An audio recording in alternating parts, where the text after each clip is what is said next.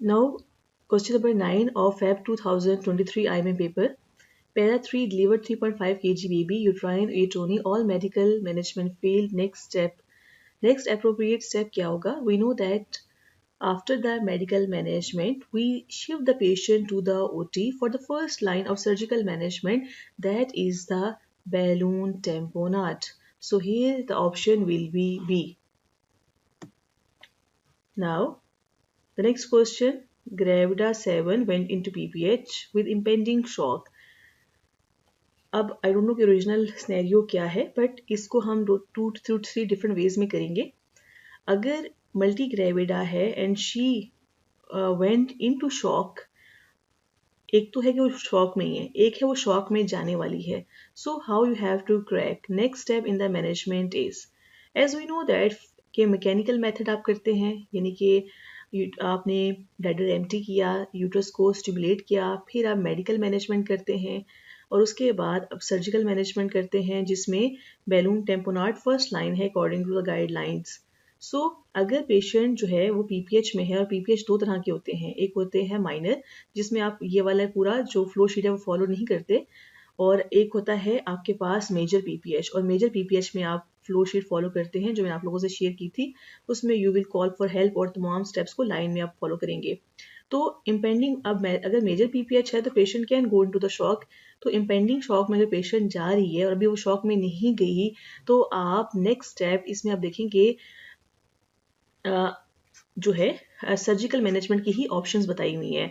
तो more suitable will be the tamponade because she is not in the shock. तो आप ए को choose करेंगे. लेकिन अगर पेशेंट जो है लिखा होता कि इज़ इन शॉक, अगर एक पेशेंट मल्टी ग्रेविडा विलेज से आई है और एम्बुलेंस में है and she arrives eight hospital in shock, तो कोई स्टूडेंट कहता था ये इस तरह से एमसीक्यू था, इम्पेंडिंग का वर्ड नहीं था, the patient was in shock. तो if a patient is in shock और स्पेशली फैमिली कंप्लीट है, तो हमने कहा था कि 3 इंडिकेशंस हैं जिसमें आपने हिस्टेरेक्टमी फर्स्ट लाइन चूज करेंगे. अगर एक्रीटा की वजह से पीपीएच है तो आपने फर्स्ट लाइन जो है हिस्टेरेक्टमी चूज करना है. अगर यूट्राइन रप्चर की वजह से है पीपीएच तो आपने फर्स्ट लाइन हिस्टेरेक्टमी चूज करना है. और अगर आपके पास लाइफ थ्रेटनिंग जो है वो पीपीएच हो, फैमिली कंप्लीट हो, मल्टी ग्रेविडा हो, ये 3 चीजें हो तो आप जो है हिस्टेरेक्टमी को चूज करेंगे. सो इसमें you will choose the tamponade. और अगर ये शॉक में आती तो लाइफ थ्रेटनिंग की वजह से, ग्रेविडा 7 होने की वजह से हम हिस्टेरेक्टमी को चूज करते. सो जिस तरह से भी आए आपने उस तरह से इसको देखना है. तो फर्स्ट लाइन जो है आपके पास इंट्रायूट्राइन बैलून टेम्पोनाड होगा. ब्रेस सूचर्स आप तब चूज करते हैं अगर आप सी सेक्शन कर रहे हैं और इन दोनों में से चूज करना हो, तो then you will choose the brace sutures. Otherwise जो फर्स्ट लाइन है वो बैलून टेम्पोनाड है. और सी सेक्शन कब चूज करना है, अगेन में यहाँ लिखा हुआ है एक्रीटा में, यूट्राइन रप्चर में, मल्टी पैरा, मैसिव प्लीड जिसमें और फैमिली कंप्लीट है, लाइफ थ्रेटनिंग है एंड अदर जो बयर्स है वो फेल हो गए हैं, तो आप तब हिस्टेरेक्टमी को चूज करेंगे. Twin delivered cause to PPH, हमने पहले कहा कि it will be the atony over distension of uterus की वजह से. ब्रो प्रेजेंटेशन डायमीटर, अब देखिए ये ऐसा क्वेश्चंस हैं मेल प्रेजेंटेशन के जिन्होंने आना ही आना है. इस टेबल को आप हिफ्स कर लें, टेक द स्क्रीनशॉट, आप इसको डेली रिवाइज करें. देखें होना क्या चाहिए, वेल फ्लेक्स्ड एटीट्यूड होना चाहिए नॉर्मल डिलीवरी के लिए. वो कितना होता है, उसका डायमीटर क्या होता है, सब ऑक्सीपिटो ब्रैग्मेटिक, मेजरमेंट क्या होती है उस डायमीटर की, 9.5 सेंटीमीटर. ये भी एमसीक्यू है, ये भी एमसीक्यू है. फिर आप लोग एमसीक्यू आता है ऑक्सीपिटो फ्रंटल डायमीटर क्या होता है, 11.5 सेंटीमीटर. कितनी बार आ चुका है ये, तो इसमें आपके पास you have to remember this. और पार्शली एक्सटेंडेड और डीफ्लेक्स्ड, इसको आपने सही याद रखना, पार्शली एक्सटेंडेड और deflexed head in occipito frontal. Brow में क्या होता है, ब्रो में आपको क्या प्रेजेंटेशन मिलेगी, आपको एक्सटेंडेड मिलेगी. एक्सटेंडेड में क्या होगा, ऑक्सीपिटो मेंटल डायमीटर होगा जिसकी मेजरमेंट क्या होगी, ये वाली. अब देखिए ये आपका एमसीक्यू है, ये भी आता है. फिर फेस में क्या होता है, फेस में हाइपर एक्सटेंडेड होता है. डायमीटर क्या है, ये वाला. डायमीटर की मेजरमेंट ये है और डायमीटर का नाम ये है. सो ये हमने डिटेल से लेबर मॉड्यूल में किया है, आपने वो वीडियो दोबारा करनी है. And you have to remember at least एक दो एमसीक्यूज इसमें से आना ही आना है. अब देखिए अगेन उधर से एमसीक्यू आया है, baby had brow presentation due to what. अब दोबारा रिवर्स करें तो ब्रो में एक्सटेंडेड की वजह से, ब्रो में हेड बेबी जो है, अगर ब्रो प्रेजेंटेशन किसकी वजह से होती है, due to the extended head. तो just remember this. So here the answer is the C. ये हमने क्या था IIM 2020 में की सी. Diameter occipitofrontal position 11.5 centimetre. So here is the answer. Question number 14. Okay, you are doing the PV और उसमें आपको एंटीरियर फ्रंटेनल फील हो रहा है, नेजल ब्रिज फील हो रहा है, सुप्राऑर्बिटल रिजेस फील हो रही हैं, फ्रंटल बोन्स फील हो रही हैं. तो व्हाट इज दिस? देखिए जिसमें आपको चिन फील हो, ओरल ऑरिफिस फील हो, that will be the face. अगर आपको हेड के साथ हैंड भी फील हो रहा है, मतलब two things you are feeling at the same time, वो कंपाउंड प्रेजेंटेशन होती है. फेस प्रेजेंटेशन जो है वो दो तरह की होती है, मेंटो इंटीरियर और मेंटो पोस्टीरियर. अगर वो मेंटो इंटीरियर है तो आपको जो है वो माउथ और चिन फील होगा. Mean mento anterior. तो ये एक ही चीज़ है, मतलब फेस में अगर आपको हम कहते हैं कि माउथ फील होता है, चिन फील होता है, इसका मतलब है वो मेंटो इंटीरियर है. चिन इज द प्रेजेंटिंग पार्ट. तो हमारे पास कौन सी ऑप्शन रहेगी जिसमें आपको ऑर्बिटल रिजेस फील होता है और nasal bridge, frontal bones, that is the brow presentation. So आपने जो है ये सारे ही करने हैं. ओके, फिर आगे ब्रो प्रेजेंटेशन में फीटल हार्ट रेट नॉर्मल है, 5 सेंटीमीटर पेशेंट है. अब आपने क्या करना है? देखिए वो मुझसे ये पूछे कि ब्रो प्रेजेंटेशन, क्या बच्चा ब्रो, अगर ब्रो प्रेजेंटेशन हो तो क्या बच्चा डिलीवर हो सकता है? My answer will be no. A baby in brow presentation can never deliver. So at 5 centimetre what should I do? I have to wait. I have to wait for what? I have to wait for that this bro will deliver. No, I will wait that this bro will convert into either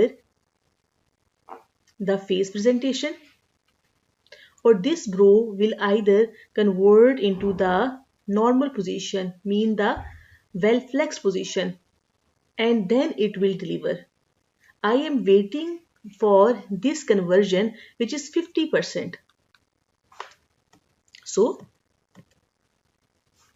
if there is a bro presentation, it can convert into face presentation and vertex presentation.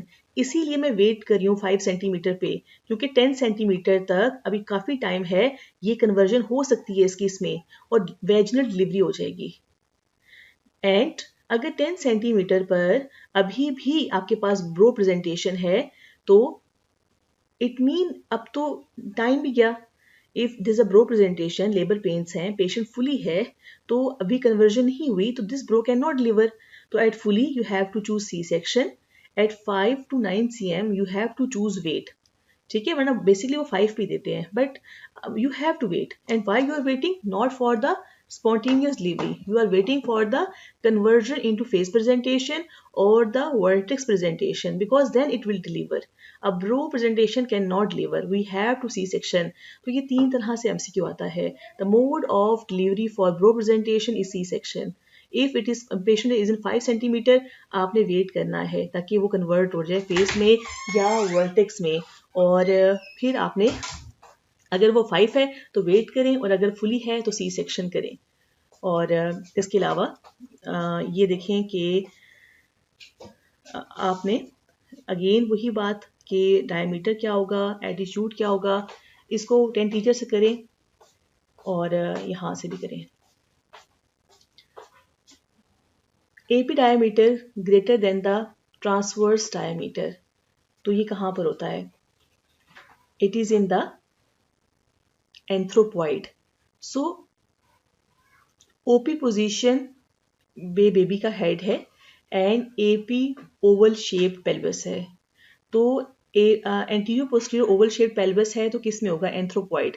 सो ये जो 13 question है, AP diameter greater than the transverse diameter, I think ये एक ही MCQ होगा, जो कि 2 करके यहाँ पर लिखा हुआ है, स्टूडेंट्स ने अलग अलग इसको मेंशन किया है. So basically what you have to remember that in anthropoid the AP diameter is greater than the transverse diameter. हम कहते हैं AP जो है वो ओवल है. सो 13 में AP diameter greater than the transverse diameter. So AP जो है वो ओवल होगा.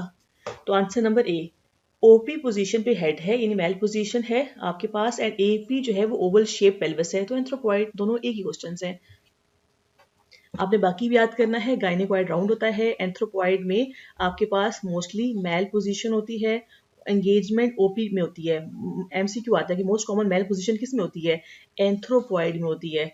एंड्रॉइड में क्या होगा? हार्ट शेप पेल्विस होगा, इनलेट होगा, ट्राइंगुलर शेप. इसमें ऑब्स्ट्रक्टेड लेबर के ज़्यादा फीचर्स होते हैं यानी डीप ट्रांसवर्स अरेस्ट का अलग एमसीक्यू आता है और ऑब्स्ट्रक्टेड लेबर का अलग एमसीक्यू आता है. So you should remember engagement normal होगी.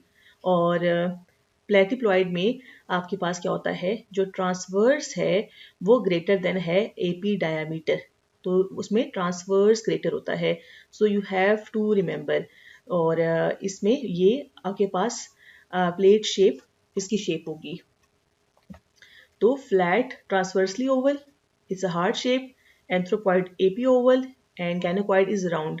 ये आपने प्लीज डिटेल से करना है. लेबर मॉड्यूल का जो मेरा फर्स्ट वीडियो है नॉर्मल लेबर की फर्स्ट पार्ट, मैंने बहुत डिटेल से तमाम डायमीटर्स को डिस्क्राइब किया हुआ है and they will ask because again मैं दोबारा रिपीट करूंगी तो वो लेक्चर हो जाएगा.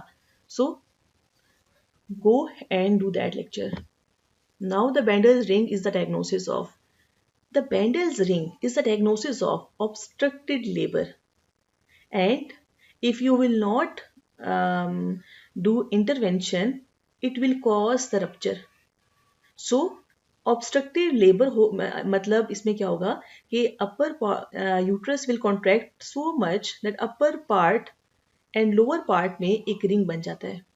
That is the Bendel's ring. Mean now the uterus is going to rupture. इसका अलग टोक आर्टिकल है यूट्राइन रप्चर में जिसमें दे हैव सेड दैट कि इम्पेंडिंग यूट्राइन रप्चर में you will feel the Bendel's ring कि जी अब तो यूट्रस जो है वो फटने वाला है.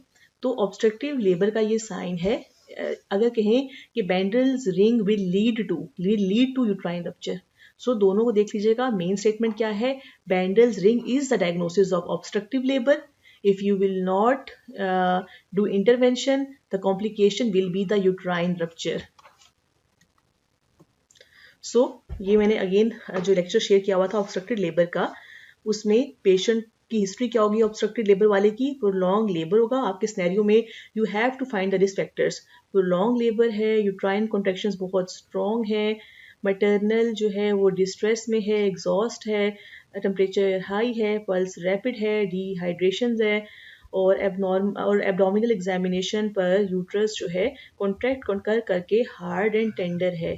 अब इसमें आपने सिर्फ हमेशा एब्रप्शन नहीं सोचना कि एब्रप्शन होगी है. और इसके अलावा स्ट्रॉन्ग कॉन्ट्रैक्शंस हैं और then there is a groove in the abdomen. You will feel the groove और oblique groove across the abdomen जो कि Bendel's ring है. आपको वो फील होगी और fetal parts प्रॉपर फील नहीं हो सकेंगे. जो आपके पास fetal heart rate sounds हैं वो कम भी हो सकते हैं. तो आपने देखना है, पूरा स्नैरियो गौर से पढ़ना है. जितने भी पॉसिबल वर्ड्स यूज़ हो सकते हैं मैंने यहाँ पर मेंशन किए हैं. उस लेक्चर मैंने बहुत डिटेल से बताया है इसलिए अगेन मैं रिपीट नहीं करी. Just I want to tell you कि आपने किस तरह से देखना है. वजाइनल एग्जामिनेशन पर आपको एडिमेटस वजाइना मिलेगी और एडिमेटस वल्वा मिलेगा और वजाइना ड्राई एंड हॉट होगी. इसके अलावा सर्विक्स जो है वो फुली और पार्शली डायलेटेड एडिमेटस हो सकती है, हैंगिंग हो सकती है. तो ये आपको फीचर्स मिलेंगे. और so you have to find these the buzzwords. और ऑब्स्ट्रक्टिव लेबर में आपके पास क्योंकि there is some problem either the mal presentation, mal position और CPD, तो प्रेजेंटिंग पार्ट जो है वो हाई मिलेगा मोस्टली या इम्पेक्टेड इन द पेल्विस मिलेगा डिपेंडिंग अपॉन द कि कॉज क्या है. लेकिन आपकी जो स्टेरियोज में होता है वो मोल्डिंग 3+ होती है और कैपिट भी 3+ होता है जो कि बहुत इंपॉर्टेंट है. अगला हमारे पास जो टॉपिक है इसके साथ ऑब्स्ट्रक्टिव लेबर के साथ मेल पोजीशन आता है.